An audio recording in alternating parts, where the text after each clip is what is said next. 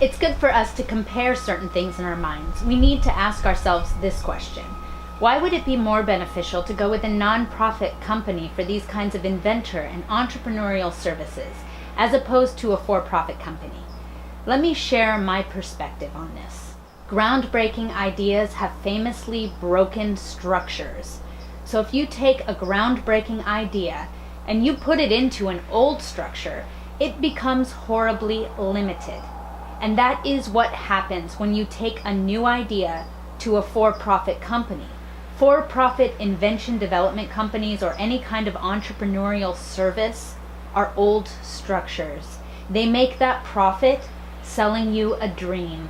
Unfortunately, for the most part, it turns out you end up just on a merry-go-round while you're trying to catch the brass ring that you're paying for at every turn.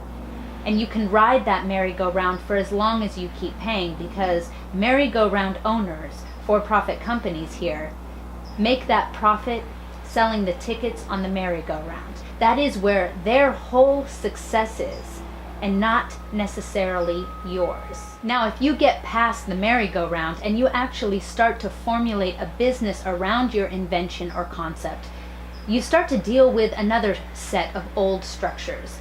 Let me explain what happens even at the top level of old structures. For instance, let's say you wanted to work with Microsoft. Well, then you could join the ranks of 300 other people and companies at any given time that have litigations against them. Microsoft is a pretty big company, and the people just feed off of that, and they sue them all over the place. One of the reasons is their contracts, and the way they make their agreements with their partners, and the way in that they license things. It is of the old school, and it's crappy, and it's an old structure. They're just easy to attack. And that is what corporate lawyers are all about. And the litigation attorneys, they just feast off of that. Let's take them to court and let's keep them in court. Well, it isn't good for business, and it isn't good for the creative spirit.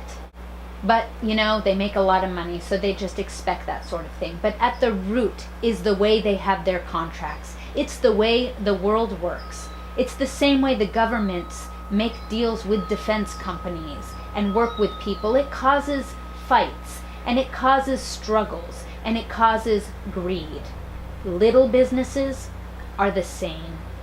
It's healthy to be competitive, but it isn't healthy to be in court. If two runners are running against each other and they're both in court, nobody won the race. It's not good. You're not getting anywhere. We have a whole philosophy of business that we can instill into a business that we work with. So we're trying to change the face of the way people do business. So helping someone learn and go into business, and we're so deeply involved with you that we actually go into business with you and show you how it can be governed in a healthy fashion and with a fair profit. Then we've done something in this world that's evolving, and we're looking to do that. So we have a lot more at stake than just us helping you to buy a big house. We hope you do, but there's a lot more involved with us than that. We're trying to help people go into business and create things that are good for them and that are good for the planet, not so that it keeps them in litigation or that it becomes just some big frustration of fighting with each other.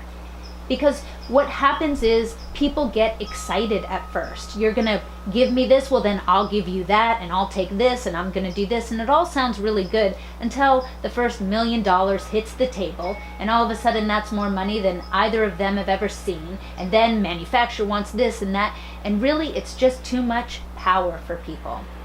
The way I see it is if you can't take it to the market yourself or make your own deals or find someone to do it in a good way, why do it? Why would you want to? Why would you want to put yourself through hell?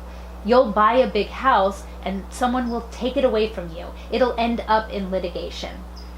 I wouldn't want to prosper or be famous without some sense of responsibility and sustainability. Otherwise, I would just feel like I'm doing what we have always done, which is making our people and our planet weaker and weaker. So we don't just do that. We set up a whole structure whereby you can live with it and take the greed out of it. And that structure's in place long before the first $1 million hits the table. So it keeps the wolves away by its very nature. And it also prepares all involved for whatever that potential success can be without those anchors of greed and without the backwards pulling tug of wars that affects and is around every aspect of it. There is no greed involved here. You do what you do, and that's a fair thing. And we do what we do, and that's a fair thing. And together we work for the success of it. In the middle is a structure that we follow that keeps us out of wars and without fighting with each other. And that's really all there is to it. So ultimately we want your success so we can instill and implement this feature of doing business in a harmonious way. And we're with you in the journey, so there's no merry-go-round required.